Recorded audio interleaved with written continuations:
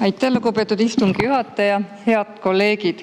Ma ei arvanud, et see arupärimine võib nii ehmatavaid vastuseid anda.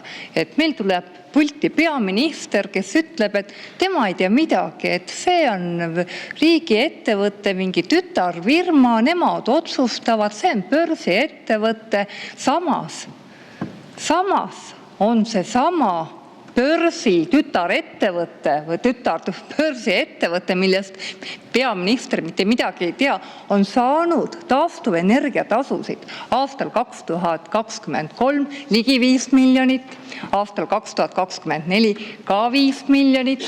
Ja vaatamata iga-aastasele 5 miljonilisele toetusele oli Tolpanvaara pankrotikursil. Nii et Eesti Energia pidi seda päästma minema. Ja Tureiko on ju ka seda kommenteerinud nii, et ükski tuulepark ei ole praegustes turutingimustes ilma müügiportfellita elujõuline. Tehti loll otsus, mindi Soome tuult püüdma, tuult müüma ja siis selgus, müügiportfell peab ka olema.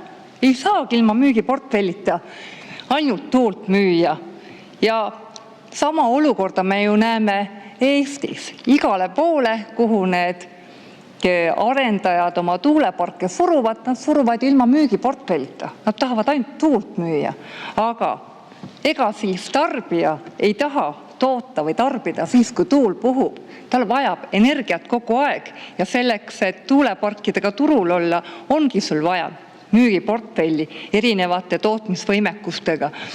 Ja toon meil näite, et Eesti Energia taastuvenergia tootmisvõimekus kasvas viimasel aastal märkimisväärselt.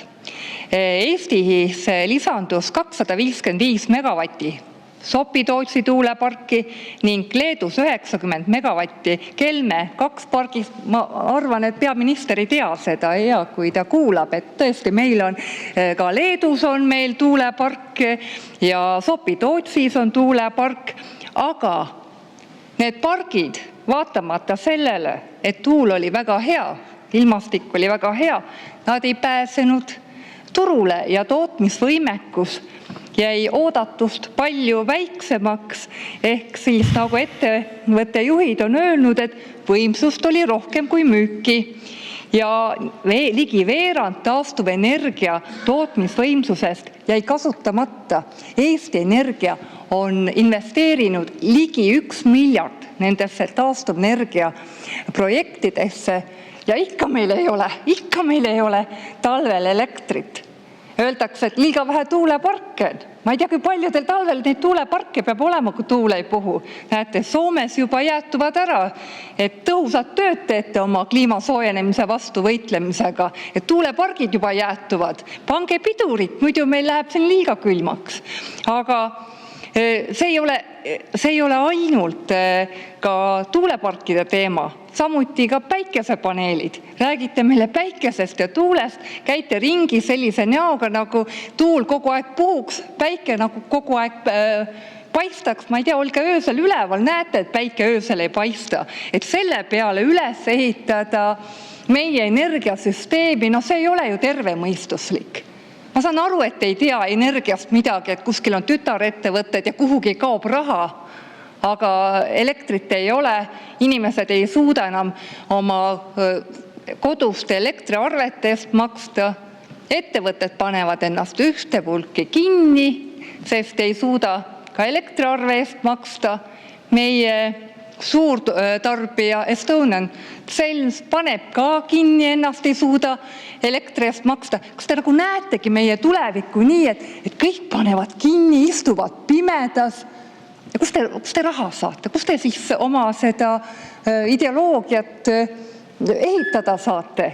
Ilma, et te kokku saaks koguda neid erinevaid makse.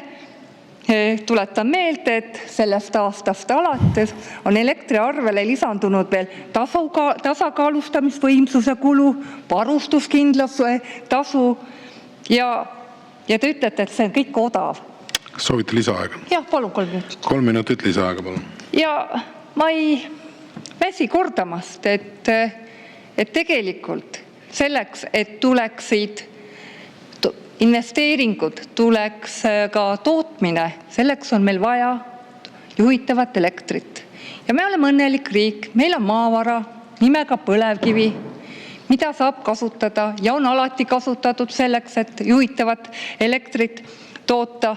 Ja kokkuvõttes ongi meil ju 2 paketti valida. Te ise ka ju soovitate, et võtke fikseeritud hinnaga pakett.